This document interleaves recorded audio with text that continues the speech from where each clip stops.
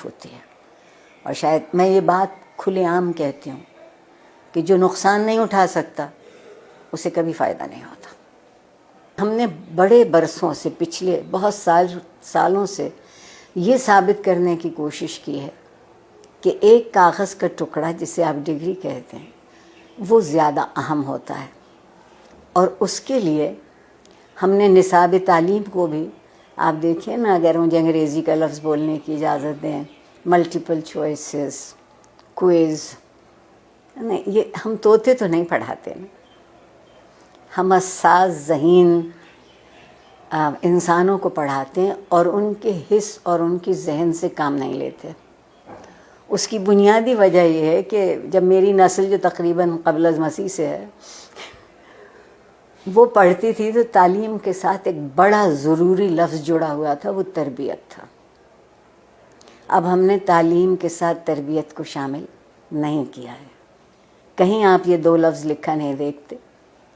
پھر ایک اور کمال کیا ہمارے ہاں جنرل ضیاء الحق صاحب نے، جنہیں میں اپنا محبوب بھی کہتی ہوں، کہ انہوں نے ہم سے مکالمہ چھین لیا، سوال کرنے کی اجازت نہیں رہی. تو جو معاشرہ سوال کرنا بھول جاتا ہے وہ جواب کیسے ڈھونڈے گا؟ اور ڈگری ہمارے ہاتھ میں دی گئی کہ ہم ایک اچھا روزگار تلاش کرتے.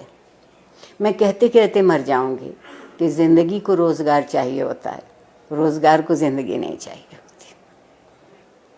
ہم کندھوں کا بوجھ بڑھا رہے ہیں، ہم ذہن کو وسیع نہیں کر رہے، کشادہ نہیں کر رہے. استاد کو اجازت نہیں ہے کہ جو کتاب اس کے ہاتھ میں ہے اس کے علاوہ وہ کچھ کہہ سکے کہ کہیں اور سے پڑھا ہو. ٹھیک. پھر جو آپ کے یہاں مذہب کی دخل در اندازی ہوئی، زندگی کے سارے خواب 70 حوروں سے منسوب ہو گئے. 70 حوروں سے منسوب ہو گئے.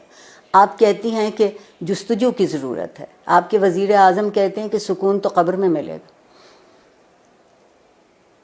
تو جو اس سکون کی تلاش میں، وہ جستجو کیوں کرے گا؟ بیٹھے بیٹھے انتظار کرے گا.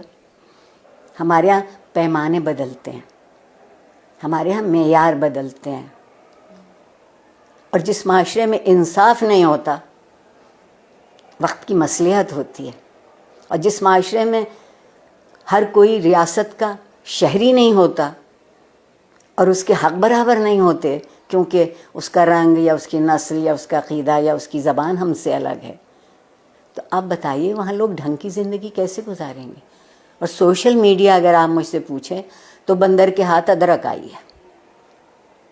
جس کو یہ معلوم نہیں کہ اسی کو کتنا مثبت طریقے سے، اسی سے تربیت ہو سکتی ہے، اسی ٹول کو استعمال کیا جا سکتا ہے، اسی آلے کو ان کی طالب علموں کی بہتری کے لیے. مگر اس کی بجائے آپ وہاں دیکھیے تو کیا ہو رہا ہے. جب میں پل بڑھ رہی تھی اس زمانے میں ڈائری لکھنے کا رواج تھا، اور ڈائری اس قدر خفیہ چیز ہوتی تھی کہ جتنے اب نیب بینک اکاؤنٹ بھی نہیں تلاش کر سکتی. اب آپ کوئی بات لکھتے ہیں اور اس پہ 2-4 منٹ کوئی دوسرا کوئی تبصرہ نہیں کرتا تو آپ اداس ہو جاتے ہیں کہ میرے سٹیٹس پر ابھی تک کسی نے رائے نہیں دی.